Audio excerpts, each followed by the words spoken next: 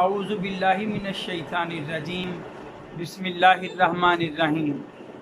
سب دیکھنے اور سننے والوں کو السلام علیکم۔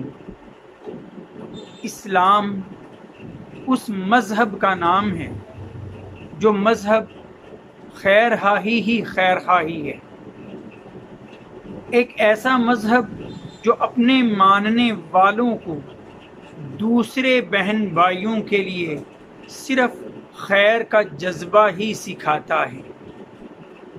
کبھی آپ کو اسلام کے اندر ایسی کوئی بات نظر نہیں آئے گی جس میں کسی دوسرے کا برا چاہنے کا ذکر موجود ہو۔ اسلام میں ایسی ہی تمام باتیں آپ کو ملیں گی جو دوسروں کا خیال رکھنے، دوسروں کے کام آنے اور دوسروں کو اپنا بنانے والی ہیں۔ ایسی ہی ایک حدیث لے کر آج آپ کے سامنے موجود ہوں۔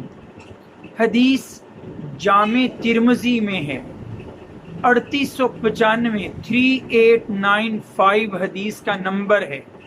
حضرت عائشہ رضی اللہ تعالی عنہا اس کی راویہ ہیں، اس کو روایت کرتی ہیں۔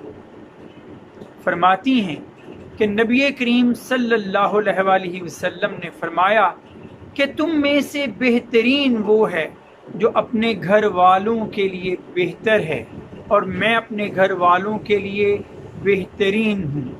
اور اس حدیث کے دوسرے حصے میں وہ بات بتائی گئی ہے جو خیر خواہی سے بھرپور ہے۔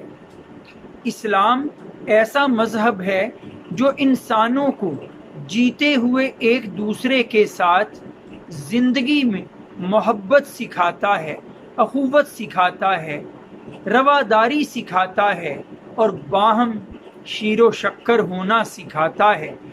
لیکن اسلام ایسا مذہب بھی ہے کہ وہ ہمارے عزیز و اقارب، ہمارے بھائی بہن جب ہم سے بچھڑ جاتے ہیں، ہم سے دور ہو جاتے ہیں، فوت ہو جاتے ہیں، اس دنیا سے پردہ فرما جاتے ہیں، تو یہ مذہب ایسا ہے، یہ پھر بھی ہمیں خیر خواہی سکھاتا ہے۔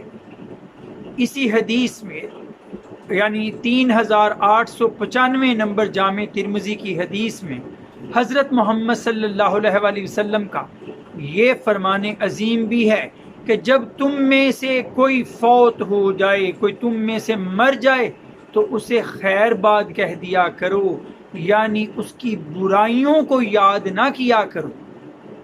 کیسا پیارا مذہب ہے کہ جیتے جی بھی صرف اور صرف خیر خواہی سکھاتا ہے، اور کسی کے بچھڑ جانے کے بعد بھی، دنیا سے چلے جانے کے بعد بھی اس کی برائیوں کے تذکرے کو برا سمجھتا ہے، اور صرف اچھے الفاظ میں ہی اسے یاد کرنے کو مناسب قرار دیتا ہے۔ وآخر دعوانا ان الحمد للہ رب العالمین۔ السلام علیکم۔